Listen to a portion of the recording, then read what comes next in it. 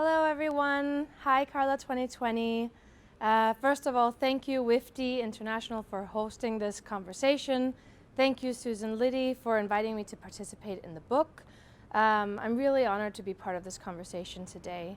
My name is Tess Sophie Skadega Thorsen and I'm a researcher from Copenhagen, from Denmark. I work on representation in the Danish film industry, specifically with regards to racialization and gender.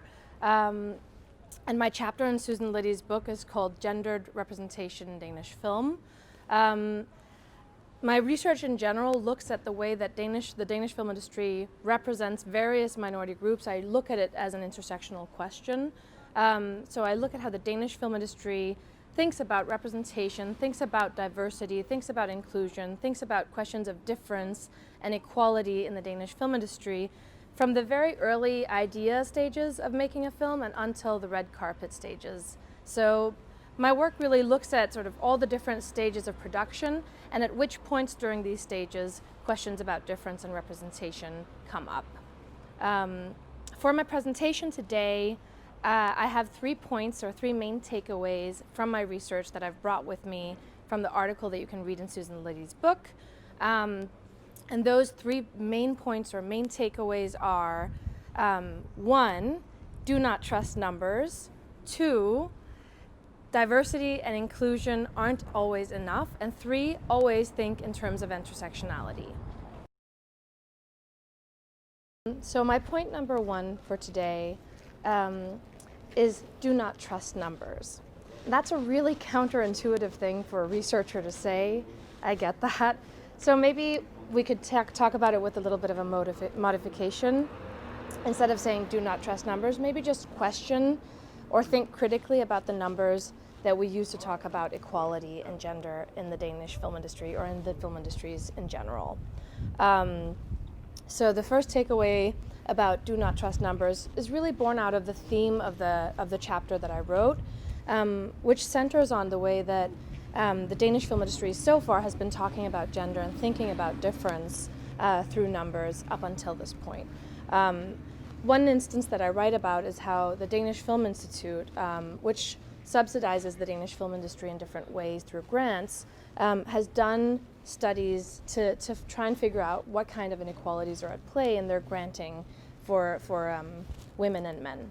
So in the 2016 report that they published, they show that there's a little bit of a difference or a little bit of a skew in the average size grant portion between men and women. It's not huge, but it's maybe around 20% or a little more for some subsidies and even less for other subsidies. And then they also go out in the same report on a different page and write a little bit about how on general, women tend to apply for these grants a little bit less often than men, and therefore there are fewer grant recipients that are women than men. So all in all, if you look at these numbers, there's nothing really scary or noticeable about them. But what I find in my research is if you look at the numbers from a different angle and actually total all of the subsidies and all of the grants by gender, a much bigger difference is shown. So part of what I try to say with my first point about do not trust numbers is think critically about what these numbers are trying to tell us, who's trying to tell us something through numbers, and whether these numbers could be presented in a different way. In my chapter, I show that the average grant portions aren't necessarily enough to tell us about the skew in differences in grants between men and women. Instead, I find that if you take all the total grants for men and all the total grants for women in the years 2014 to 2018, we find that almost every year and across almost all of the different categories that I look at, more of the time, men tend to get double the amount of grants than women do. So even though the average portion size is isn't that much different, then the total difference, if you look at all of the grant money and total it together, is really, really remarkable and noticeable. My second takeaway for today is always think in terms of intersectionality.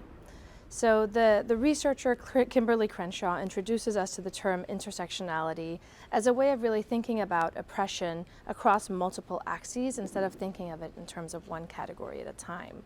And in my chapter, I find that the way that the Danish film industry has been working with and thinking about oppression, inequality, representation, diversity, and inclusion is really marked by thinking about one category at a time. That means usually we'll think about either doing something for gender diversity or gender equality, and then later on doing something for ethnic diversity. Part of what I try to argue in my chapter is that when we think about these categories as inherently separate or different from each other, we lose a certain level of nuance, and we tend to, within each diversity initiative, looking at one group at a time, exclude or marginalize other groups within that group, because none of us are one thing entirely. Most people belong to multiple categories at a time. Most people are oppressed along multiple axes of oppression at a time.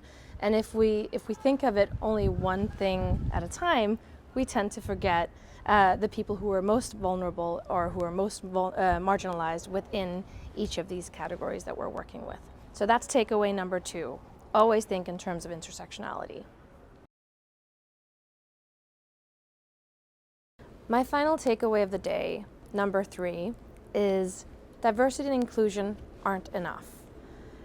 This takeaway isn't that prominent in my chapter. It's something that I've been working a lot on lately, and that sort of ties into the researchers in the UK and the US making a similar argument. For instance, Dr. Clive Nwanka in the UK. Part of the argument really centers on the fact that when we talk about diversity and inclusion alone, we neglect to really get to the root of the problem with representation, discrimination, and inequality in the film industry. So the takeaway really centers on, if we only talk about diversity, we're really only having a surface level conversation about the presence of difference. If we want to get a layer deeper, we need to think beyond just diversity, just the mere presence of difference. The same goes for inclusion. If we talk about inclusion, we're really maintaining a language that sustains the idea of power, because there has to be somebody with the power to include those without the power. Rather than thinking of inclusion, it's important that we think beyond just how many people are brought into the film industry, and we think in practice, what do they get to do? What are the different dynamics and exclusion processes and oppression processes and racisms that are at play within the film industry? That way we can move the conversation from only talking about inclusion and diversity to really talking about anti-racism, discrimination, anti-blackness, oppression, sexism, and all the other forms of oppression that are at play in the film industry, both in Denmark and beyond. So that's my final takeaway for the day, and those were my key points from my chapter. I really hope you read the book. I know there's so many important contributions in it beyond just mine. So please go out and support the book launch, and I can't wait to see all the different talks at the conference. Thank you for including me.